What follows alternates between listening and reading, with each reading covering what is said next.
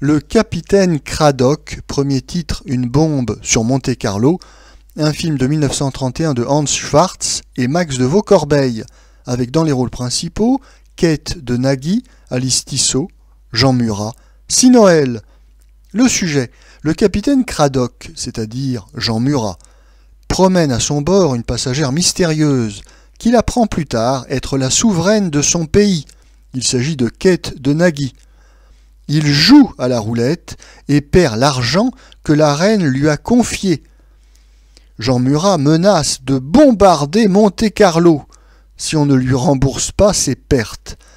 Mais la reine, Kate de Nagy, amoureuse, le dissuade et part avec lui. Notre avis. Le capitaine Cradock fait partie des très nombreux films tournés en plusieurs langues en Allemagne. Notons d'ailleurs que dans les années 30, le cinéma allemand fait jeu égal avec le cinéma américain sur les écrans français. Il existe donc une version allemande tournée par Hans Schwarz, Bomben auf Monte-Carlo, une version anglaise tournée toujours par Hans Schwarz, Monte-Carlo Madness, et donc enfin une version française co-réalisée par Max de Vaucorbeil, qui s'appelle pour changer Le capitaine Cradock. Ce film est ce que l'on appelle une opérette viennoise, genre fort populaire en ce début des années 30. Alors c'est toujours à peu près la même histoire. On a droit soit au prince charmant qui tombe amoureux d'une pauvre bergère, soit à la délicieuse princesse qui tombe amoureuse d'un beau capitaine. Alors ici avec le capitaine Cradock, nous avons droit à la seconde alternative. Kate de Nagy tombe amoureuse de Jean Murat, qui est très séduisant d'ailleurs et qui porte très bien l'uniforme. Mais en réalité l'histoire importe peu et n'est qu'un prétexte à de nombreux numéros musicaux. Oui, en ce début du cinéma parlant et sonore, le public raffole des films musicaux. Ben oui, on découvre le cinéma parlant et sonore et toutes ces orchestrations, ces chanteurs, ces chanteuses.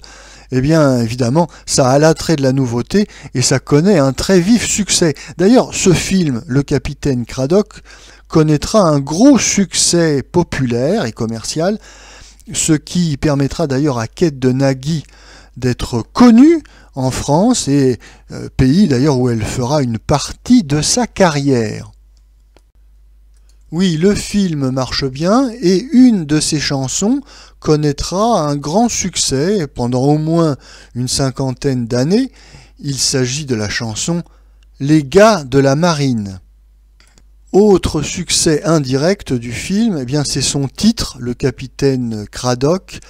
Alors, il y a une petite coïncidence puisque le réalisateur Max de Vaucorbeil est belge et il se trouve qu'un autre belge, Hergé, le dessinateur de Tintin, eh bien, va réutiliser ce titre du capitaine Cradock en baptisant un de ses personnages, donc des aventures de Tintin, le capitaine Haddock. Mais mis à part ces quelques anecdotes, il faut bien reconnaître qu'il n'y a pas grand-chose à dire sur le capitaine Cradock. C'est un film de grande série, de grande production, tourné à la chaîne dans les studios de la UFA à Berlin. C'est un film banal, sans caractère. C'est une petite opérette. On écoute quelques chansons, on regarde Jean Murat enlacer Kate de Nagy, et puis on l'oublie.